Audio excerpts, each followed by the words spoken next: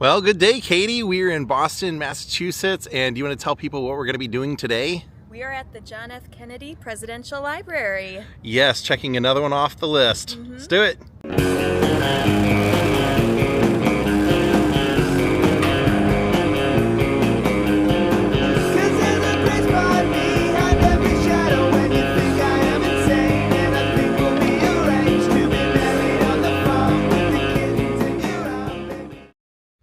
Kind of surprised there's no statue or bust or anything out front. Built right here on the water. It's beautiful. 35th President of the United States. There he is. Young man. Here they have his desk from when he was a little kid. Showing that he says Jack studies at the last minute, keeps appointments late, has little sense of material value, and can seldom locate his possessions. So, not the best. It says, "Dear Dad, I thought I would write you right away, as Lemoyne and I have been talking about how poorly we have done this quarter, and we have definitely decided to stop fooling around." And then Joseph wrote back, "Now, Jack, I definitely know you have the goods and you can go a long way. I will not be disappointed if you don't turn out to be a real genius, but I think you can be a really worthwhile citizen with good judgment and understanding." He was attending Choate, a private boarding school in Connecticut. He went there from 1931 to 35. Look what Katie discovered. I think that's his boat. How cool is that? Wow. Yep, I was just reading. I could see it said Victura, and here it is. Jack's favorite sailboat, the Victura. So although he sailed many boats in his lifetime, he loved this one the best. 25-foot Wiano senior sloop that his father bought in 1932. He sailed it when he was 15 years old. He sailed it to victory in countless races and continued to sail it throughout his life. As a high school student struggling through his Latin class, he named the boat Victura for about to be victorious. We'll go take a closer look at the end, but it says during the summer months it's here, and then they move it back to where it was built for the winter. Here's JFK and his crew in the Solomon Islands during World War II. They have his dog tags here on display as well. She said he could have avoided military service altogether because he failed his physical in 1941, but he had his dad pull some strings and got him into the Navy. Those are his dog tags. These are his crutches after he had surgery. It said he returned to the United States in 1944. He was mentally and physically exhausted, suffering from stomach problems, back pain, malaria, fevers, and the inability to gain weight. So he underwent a back surgery in an unsuccessful attempt to alleviate his pain. By November, the team of doctors who treated him at Chelsea Naval Hospital concluded that he was permanently unfit for service based on his medical conditions. So, those were his crutches after the back surgery. Okay, have some of the campaign stuff as soon as we finished watching the film. There's one of the Kennedy supporter dresses for the campaign when he was running for president. Created kind of an interactive thing where you feel like you're at the Democratic convention in Los Angeles. And then look at this. I love that. And they have advertisements for the day. Jonathan Winters up here. Kind of showing the time period. I love it. And then look at that. An appliance store, and you could watch the debates on there. Very cool. I love it. Look, President Kennedy is on the papers. I love how they've done this. This is really unique. Same as over here, the Boston Globe. If you were going to pick up a paper. Wow. That is unique. Look at this, the campaign trail.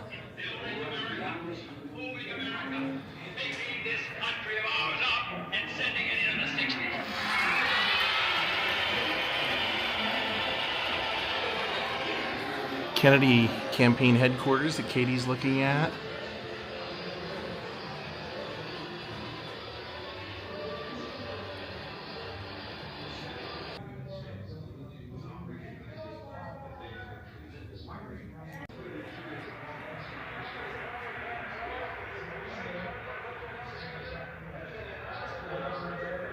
This is really neat.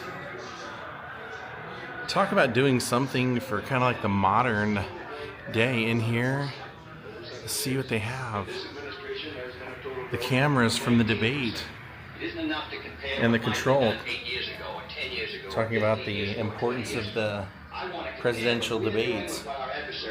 The cameras themselves are, at least to know, a couple of them I've seen in Chicago at the Museum of Broadcasting, where they have like the bozo sets and stuff. They had the main cameras that were pointed on Kennedy and Nixon there.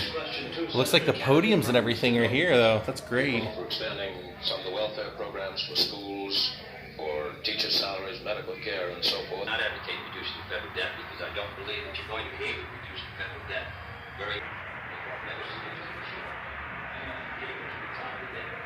So they did this with kind of a theme where they said it basically, when you start going through the museum, it basically starts at his political career. So it kind of starts when he's running for Senate and President. Look at this, Walter Cronkite's desk. Wow. That's pretty amazing. CBS News, of course, he would be the one that told the world when Kennedy was assassinated, but they have the election results up here, and they have a really great photo of the entire family watching, waiting to find out if he would become president, and there he is. That is awesome. They really tell the story in here really well. They got the cameras that would have been pointed on Cronkite.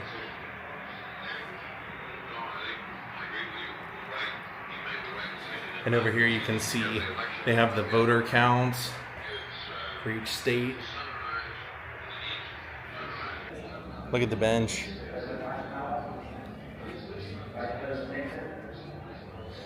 It's definitely not laid out like a museum normally would be. I like it. You know why? I think something like this appeals to younger generations.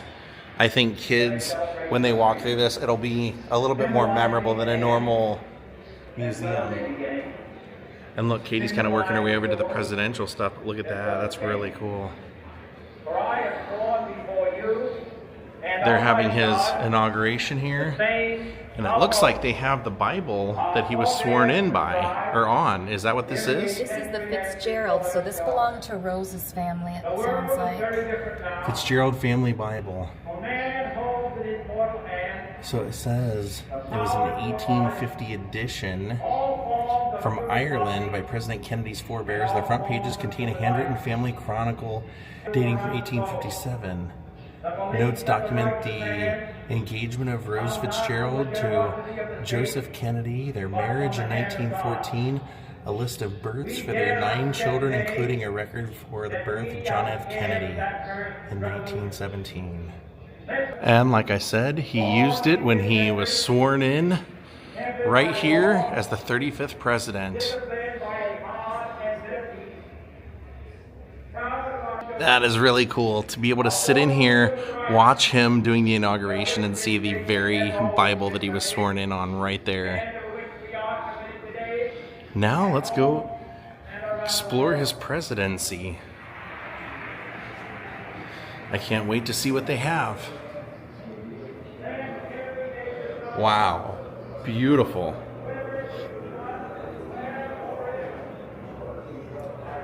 Showing the house dinners at the White House. The giant painting. Over here, some furniture. Have one of the desk tables. So it looks like this was a gift to the Kennedys from President Charles de Gaulle of France in 1961, and the First Lady used to display this image, this picture of her and the president, Charles de Gaulle, at the Palace of Versailles in the dressing room of the White House. That's really cool to see they have on display. There she is meeting him. And here is that same exact table inside the White House, right here, right over there. This room's dedicated to the Peace Corps.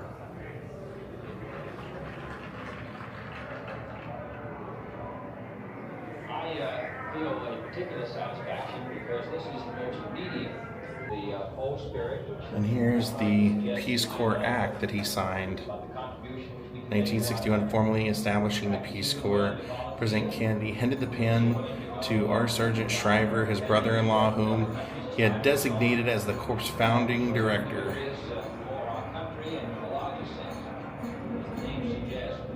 So I think that would have been Arnold Schwarzenegger's father-in-law at one point. Take a look at this statue. It has his name at the very base of it, down here on the very, very, very bottom in gold. And look, here's a photo of him with the Pope, Pope Paul VI, admiring that at the Vatican replica. So over here they have a few items, including a brass sculpture from press conference depicting his actions in the sculpture you can see right there. Then this was an Emmy Award medallion presented to him as a token of admiration for his participation in the first ever live presidential debates of 1960.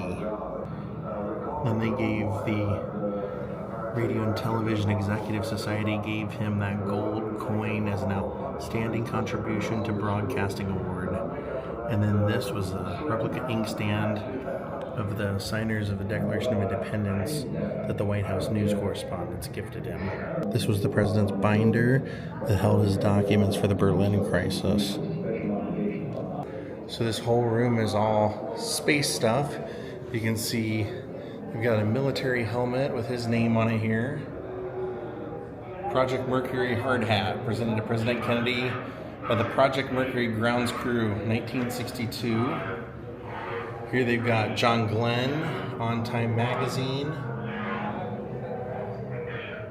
Over here, they actually have an 8th scale model of the Gemini capsule from 1962.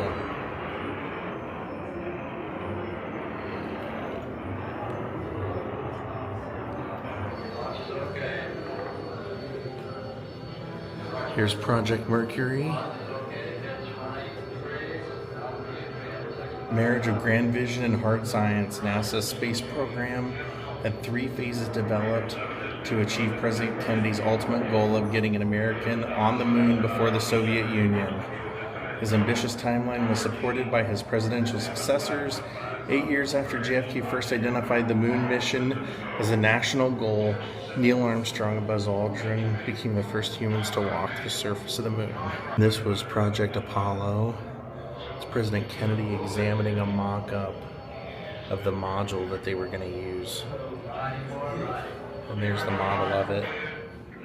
Here's a silver jewelry chest inlaid with the crests of the 5 Central American republics. It was gifted to Jacqueline Kennedy by the First Lady of El Salvador. So these are a lot of their gifts. That's a jadeite cigar humidor with silver inlay given to President Kennedy by the President of Mexico during JFK's state visit to Mexico City in 1962. Now we have a dress over here. See what dress of Jackie's they have. As we know, she was like maybe one of the first presidential fashion plates for a First Lady. Evening dress in black silk velvet and Chinese yellow silk satin, worn by Jacqueline Kennedy to the state dinner honoring President Manuel Prado of Peru. 1961, there she is wearing it.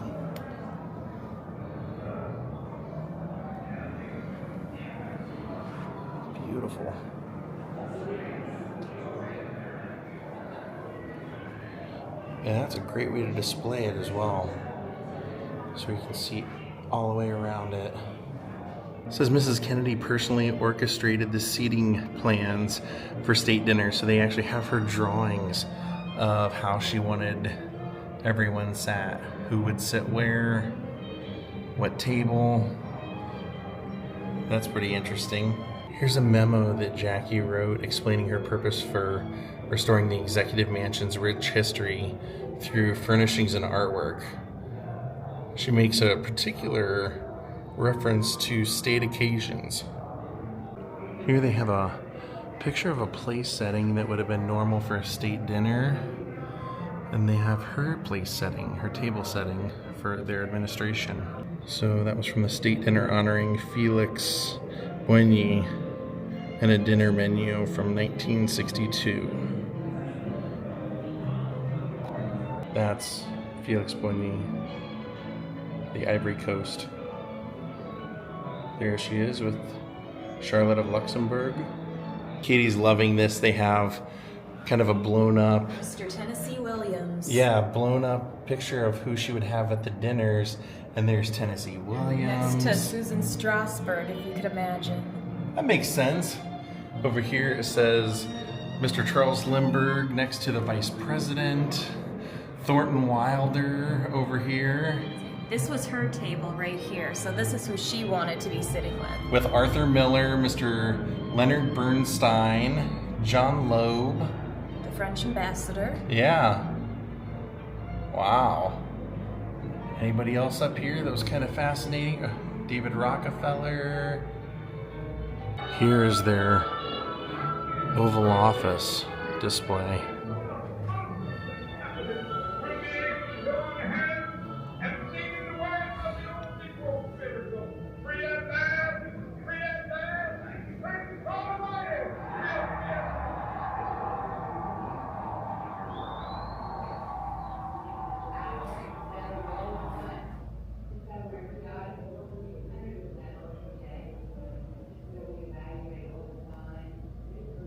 Here's some whale teeth that he had that were etched.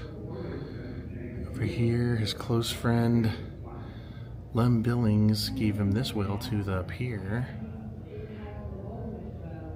Kept it. There's a photo of him with the kids playing in the Oval Office. And then he would have had these photos in the Oval Office. And then down here they have his coffee mug. His name on it.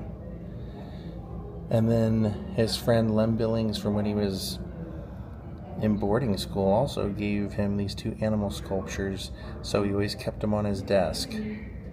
Reclining cast metal lion and a whalebone carving of a polar bear. Then over here, a U.S. naval officer gave him a plaque inscribed with a prayer. It said, "Oh God, thy sea is so great and my boat is so small." And then it said, Jacqueline Kennedy wrote, on this desk in his office he kept a tiny figure of Heracles and the skin of a lion. It is very early, around 500 BC, and not as beautiful as some other pieces, but he loved it because it was older than any of the others. There's a picture of a lot of those items on his desk. You can see all the whale bones that we just looked at. And then some of these items were also on there. You can see up in the photo the gold 1961 inaugural medal, and then down here his bookcase, his congressional book, and his calendar.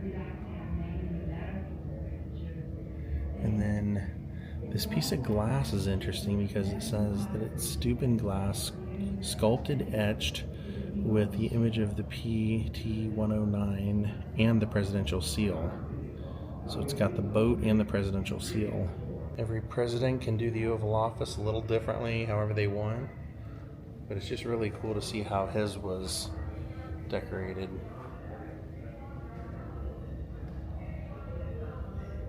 You know, it's interesting, they found out after all of his back surgeries that none of them had to do with his naval career at all. and that they were actually there before, so he should have never ever been allowed to serve anyway, no matter what. This is interesting. They also have Bobby Kennedy's office of the Attorney General, Department of Justice. You know, obviously he very likely would have become president, but was assassinated, so he never did. But apparently they have recreated his office. Everything from his University of Virginia diplomas, Bachelor of Laws, Supreme Court of the United States of America. Over here he's got a picture of he and his wife. And this is great. Then some of the items that were important to him.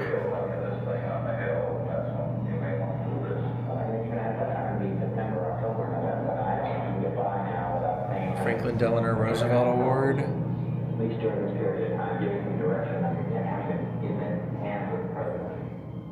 I want the department to be considered. John F. Kennedy papers. Make sure that they are understood. You'll see all sides of these problems. Winston Churchill. And then they actually have his desk. So let's take a look at what was on his desk. Bunch of Justice Department papers. Cigar ashtray. Some stampers. His U.S. Marshal's badge, I believe. A photo of his family sitting in front of their home. I am pleased to accept the position of More Justice Department papers, his glasses.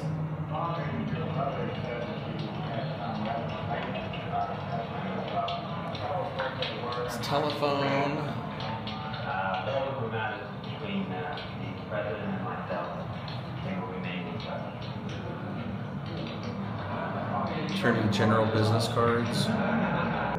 See what the significance of the painting is. Augustus Robinson, 1946. Robert Kennedy served on the 2,200-ton destroyer, which was built the Fore River Shipyard at Quincy, Massachusetts, and named in honor of his oldest brother. So this was the USS Joseph P. Kennedy Jr.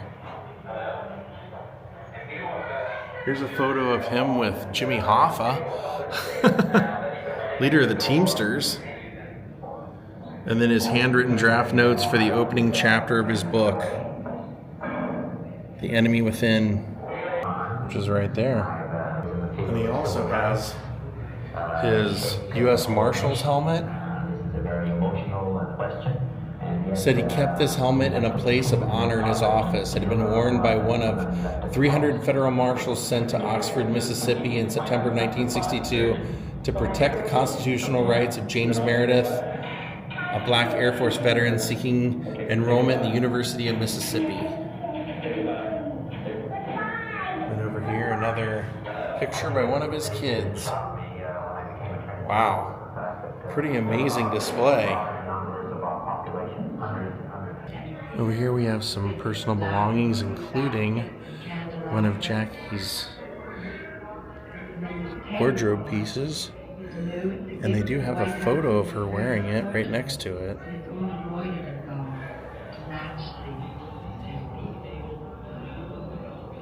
And then this down here was an Empire card table dating back to 1820. It says it was a special Emmy awarded to the First Lady in recognition of the achievement of her White House tour. Interesting. And they have a painting that she commissioned for the Philadelphia Inquirer. So she had admired pen and ink studies in an article on the progress of her White House project.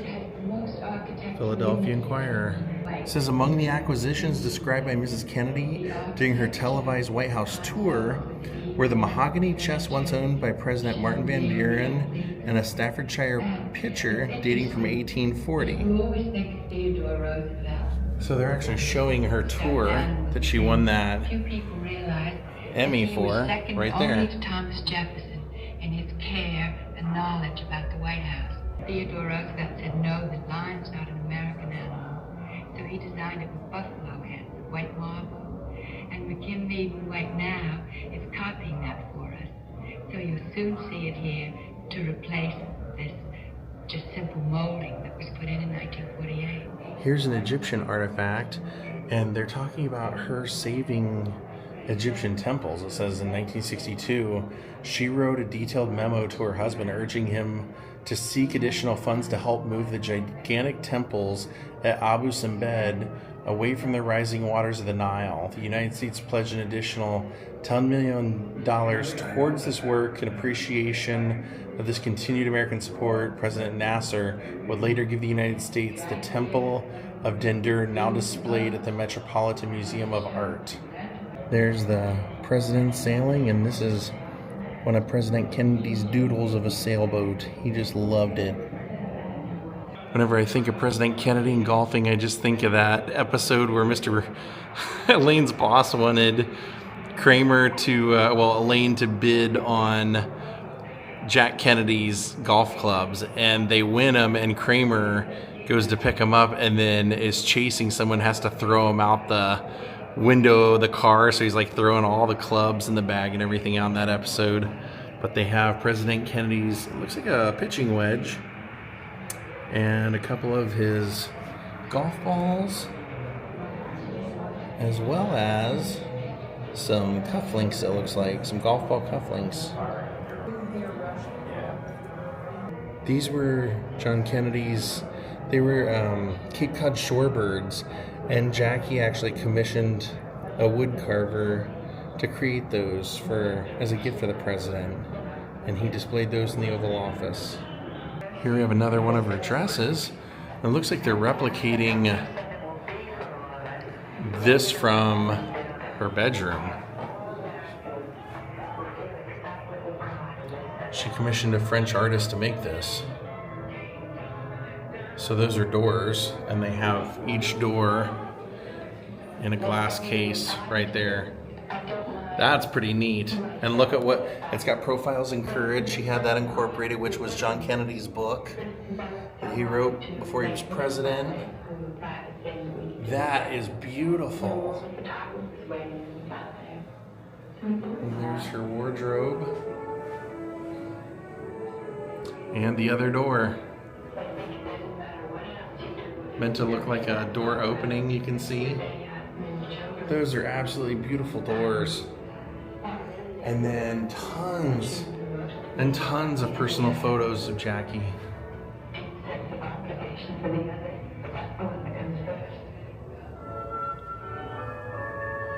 Wedding day. Oh, this is great. It says Jackie began work as an inquiring camera girl for the Washington Times-Herald in 1952, roving the city to capture people's opinions on a variety of topics. The young reporter used this camera to photograph those she interviewed. An April 1953 installment of her column featured Senator John F. Kennedy and Vice President Richard Nixon. Then over here, it says, following Lee Bouvier's graduation from high school, Janet allowed her daughters to spend the summers traveling Europe. The sisters kept a detailed journal of their adventures called One Special Summer. And this was it. Here we have a photo of Jackie when she was a baby, along with her baby brush, right beside it. This is a 1961 painting that Jackie made for her husband as a gift called The White House Long Ago. She was a talented lady. Said to be one of her favorite things she ever did. Here we can see a photo of President Kennedy in his office, and he's talking to a microphone, which is a dictaphone that you can see over here on the far left side. They have his dictaphone that he used to record memos and things in right there. These are all gifts from when he went to Ireland in 1963. They sent him home with all of these gifts. This cane, this Waterford crystal down here, Said, "You send us home covered with gifts which we can barely carry, but most of all, you send us home with the warmest memories of you and your country."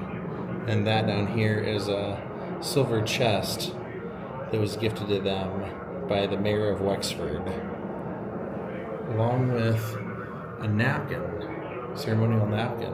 Now we're going down a dark hallway that says November 22nd, 1963.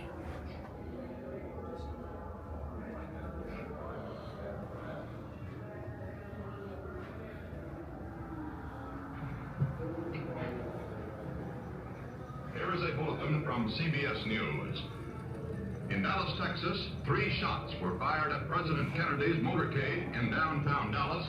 The first reports say that President Kennedy has been seriously wounded by this shooting.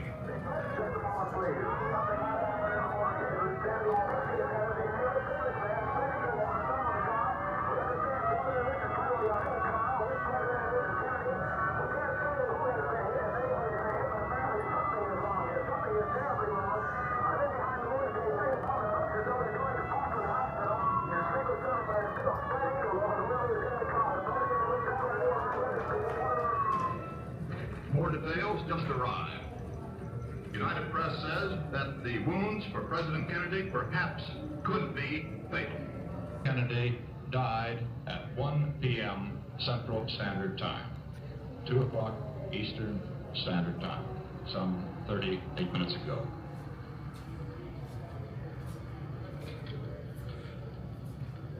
Vice President Johnson has left the hospital in Dallas, but we do not know to where he has proceeded. Presumably, he will be taking the oath of office shortly and become the 36th President of the United States.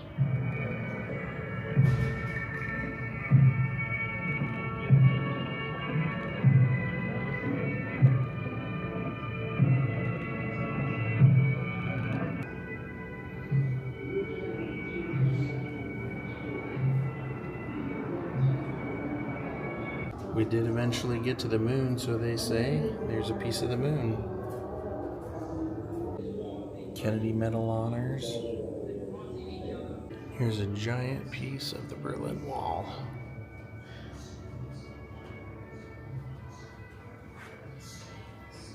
He was very much anti-communism. He went to Russia as a young man, Soviet Union, and saw how bad it was and how dirty it was and how inefficient it was, and he knew it was a bad idea even then. There's his Presidential Medal of Freedom, given to him by Lyndon Johnson. Alright, now we're on the ground floor. We can go out and see the boat. That big American flag up there, isn't that great? They did a pretty good job here, I have to say. It wasn't like any other presidential library I've been to. Even the Lincoln one was pretty different than anyone I've ever been to, but this was a great museum. I really enjoyed myself. Here's the Victoria. We're so close to the airport, we have just planes going crazy all over the place flying over us, but his beloved boat, the Victoria. No presidential vehicles on display, but kind of cooler because I think he enjoyed being on the water more than anywhere else anyway, so pretty cool to see it. Well, my friends, we're gonna call it a day. I hope you enjoyed our day at the John F. Kennedy Presidential Library Museum. This was a lot of fun from Boston Harbor. We'll see you next time. Have a great night and goodbye.